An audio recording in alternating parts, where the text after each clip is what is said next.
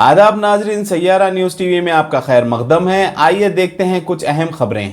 AIMIM MLA Jafar Hussain Meraj ने कहा कि 30 सितंबर को सुबह 10 बजे तक शाम 5 बजे शाह फंक्शन हॉल रेडिल्स में जॉब मेले का इनेकाद अमल में लाया जा रहा है। इस मेले में 100 से ज़ायद कंपनियां हिस्सा लेंगी। बेरोज़गार नौजवान इसमें आकर अपनी पसंद की मुलाजिमत हासिल करें। नामपल्ली असम्बली कॉन्स्टिट्यूंसी के जानिब से एक मेगा जॉब मेला जो जॉब फेयर के नाम से 30 सितंबर को रखा जा रहा है, जो रेड हिल्स के ऊपर तपस्या कॉलेज है, वो दोनों कॉलेज के अंदर, और उसके सामने शाह फंक्शन हॉल है, शाह फंक्शन हॉल में और फैप्सी। ये जॉब मेला सुबह 9 बजे से शाम में 5 बजे तक चालू रहेगा। मजलिस इत्तेहादुल मुस्लिमीन ये चाहती है कि जो भी बच्चों को नौकरी की ज़रूरत है, अनएम्प्लॉयमेंट है, उनको किस तरीके से एम्प्लॉयमेंट देना, जिसके लिए नक़ीब मिलत बैरिस्टर असदुद्दीन अवैसी साहब की ख़ास निगरानी में और हबीब मिलत जनाब अकबरुद्दीन अवैसी साहब की निगरानी के अंदर ये जॉब मेला कंडक्ट किया जा रहा है। ये जॉब मेले के अंदर टोटल 100 कंपनीज़ आ रहे हैं।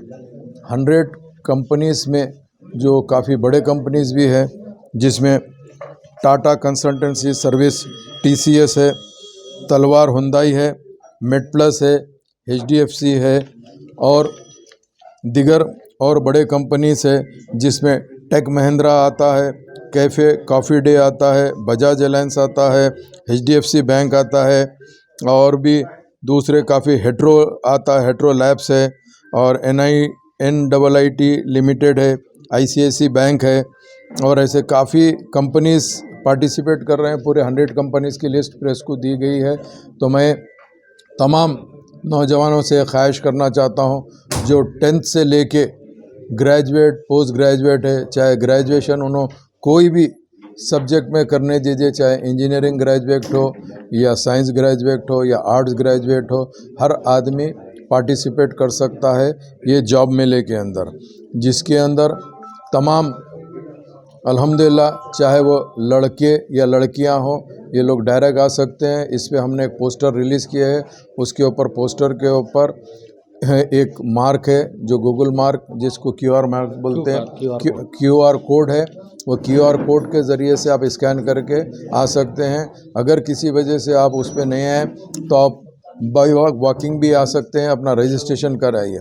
एक अहम बात यह है कि ख़ास आप लोगों से रिक्वेस्ट है, जब जॉब के लिए आते हैं तो फॉर्मल पहन कर आइए, ज़्यादा बेहतर रहेगा। और कम से कम 3 या 5 रिज्यूम लेके आई। आपकी जो कंपनी सेलेक्ट जिसको आप करेंगे, वो कंपनी को आप अपने आप को पेश कर सकते हैं और उसी कंपनी को आप बेहतर इंटरव्यू दे सकते हैं और आपका रिज्यूम भी सबमिट कर सकते हैं। जैसा कि एक्सपर्ट्स का कहना यह है कि आप 100 कंपनीज़ को अगर अटेम्प्ट करेंगे तो आप भी कंफ्यूज हो जाएंगे और जॉब का भी प्रॉब्लम हो जाएगा। आपकी जो भी पसंदीदा 2-3 कंपनीज़ है, उसको सेलेक्ट करिए, उसको इंटरव्यू फेस करिए। जितना हो सके आप अपने आप का प्रेजेंटेशन बेटर रखिए, तो इंशाअल्लाह ताला जॉब्स अल्हम्दुलिल्लाह अच्छे से अच्छे मिलेंगे।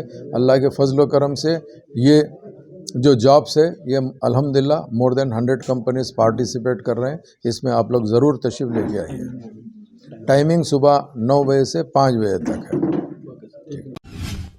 BRS रुकने कानून साज कौंसल कल्वाकुंटला कविता ने हुकूमत की जानिब से गवर्नर कोटे के तहत मौजूदा MLCs के नामों को गवर्नर की जानिब से मुस्तरद किए जाने पर इसे वफाकी रूह के ख़िलाफ़ करार दिया है।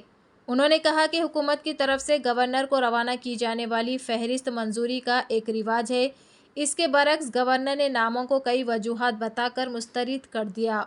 उन्होंने सवाल किया कि रियासतों में हिंदुस्तान का आइन चल रहा है या BJP का दस्तूर चल रहा है।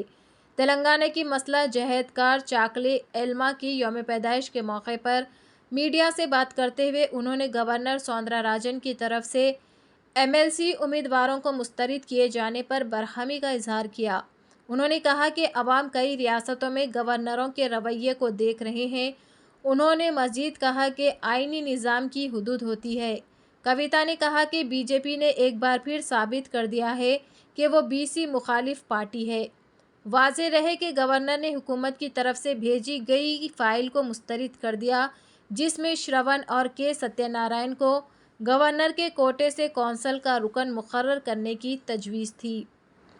గవర్నర్ గారు మరి వాళ్ళ మనము రాజ్యాంగబద్ధంగా తెలంగాణ ప్రభుత్వం పంపించినటువంటి పేర్లను రిజెక్ట్ చేయడం అన్నది ఫెడరల్ స్ఫూర్తికి కంప్లీట్గా వ్యతిరేకం అని చెప్పి అందరూ కూడా భావిస్తూ ఉన్నటువంటి సందర్భం ఇది.